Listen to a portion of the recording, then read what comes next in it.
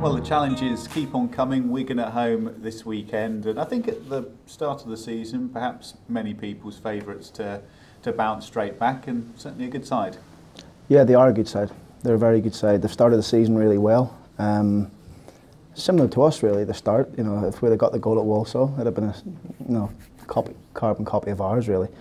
But they're a good team. They're strong. We've got a lot of championship players who have played at that level. They've got a very good manager who knows how to win promotion. So it's a big task for us. But we're looking forward to it. We're not fazed by it. We're in good form ourselves. The lads are in good spirits this week. We've had a good week's training. Good not to have any games really. No 23 games, no games. We've had a really good week's training, and we're looking forward to the game.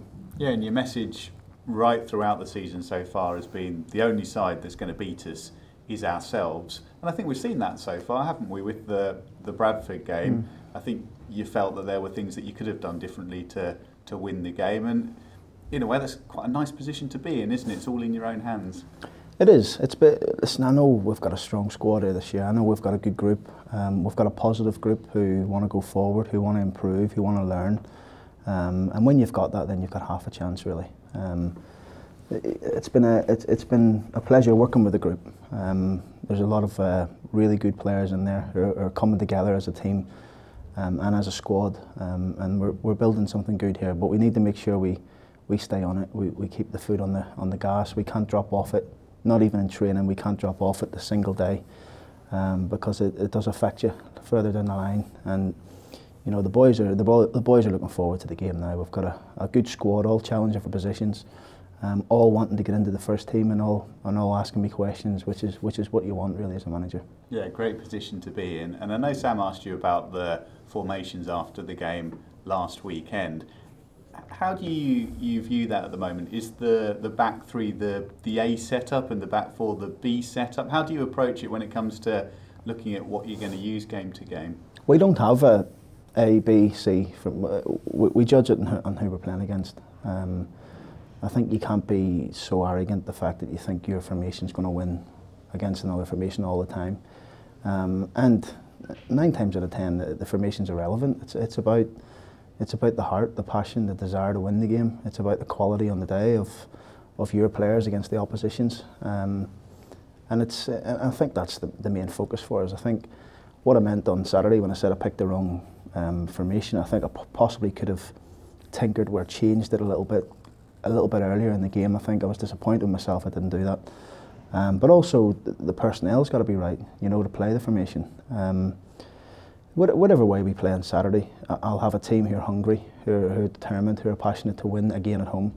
We've started great at home in terms of our league form, and plus the cup game, so we've won 4 there already. The boys love playing there at the ABAX London Road, and the fans have come out in force this season to support us. I think it's been tremendous the amount of people that's coming to watch us at home, and we need them again, especially against as you say, probably the favourites for the league in Wigan. Many bookies have got them as favourites.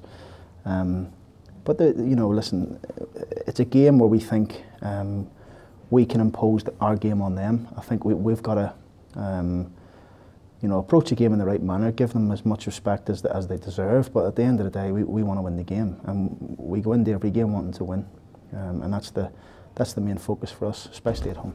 Yeah, you mentioned the atmosphere around home games. The fans really seem to have stepped on it this season. I know Marcus was talking about it the other day, that he's really felt it in the backing that he's got.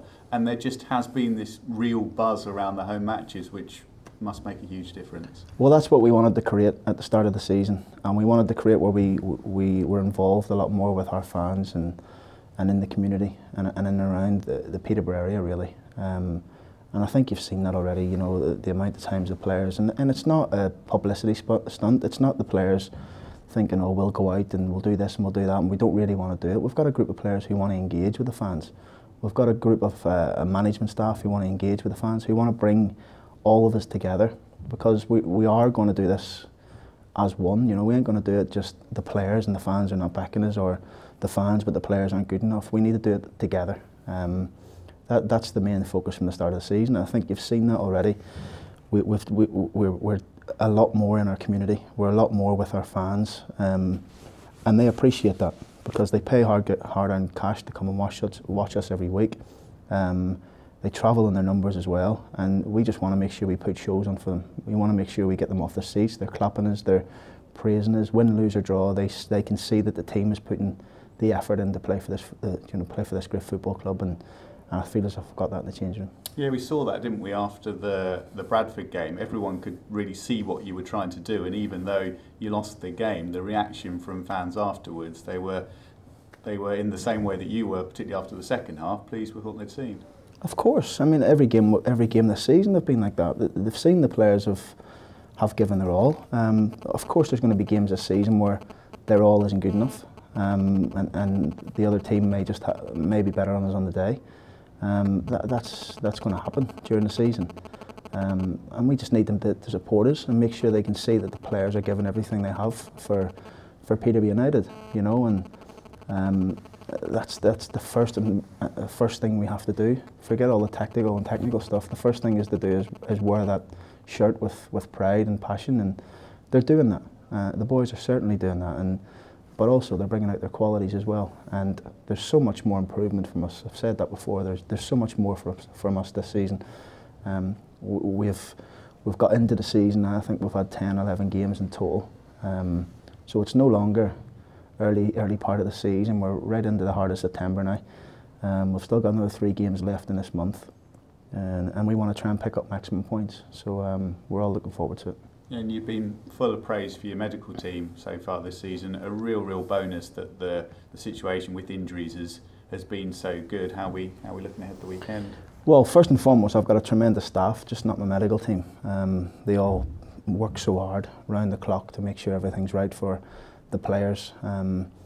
But the medical staff, brilliant. John's been tremendous, keeping everyone, John and Ben really keeping everyone just right and making sure they're managing their loads properly, and everybody's good to go every day in training and games. And at the minute we've only got Callum Chettle, who is very close to returning to training. He's out today running, striking balls, so he's close. So it's good to have. It'll be good once we get Callum back to have a clear physio room, and give John a little bit of a rest really, because he. But I think that the work that we're doing with him is definitely helping us, keeping everybody injury free. All the injury prevention stuff that Ben does with him before training, after training, is certainly benefiting the injury room. Yes, it's so key, isn't it, that you do everything you can to limit the injuries in the first place, which has presumably been going well. Of course, players will still get injured, and at that stage it's then key to know exactly what's gone wrong as soon as possible and do the right thing, because it must be so frustrating when you look back and realise that a mistake was made, or you didn't quite do the right treatment at the right time. Well, I seen a quote from John Whitney, who I've got a lot of respect for at Wolves, and he was saying that the way Peterborough play, with the energy they play at, and he was speaking to me before the game, and we made a conscious effort to go with a smaller squad this year, and he said, it's always a risk because you can pick up injuries and you're digging into it. I said, but we're so confident that we've got the right people and the right jobs, like a Ben, like a John, who can keep people fit. Listen, you can't do nothing about it if it's a bad tackle and someone, touch wood, breaks their leg or something like that, which I'm not expecting to happen. But the way they've gone this year with the muscle injuries and things like that, we've had very little. So what we're doing with them before their training, after their training, is definitely working. And if we do have to dig into the squad, then I have no problems with bringing some of the youngsters through, which is good for us as well.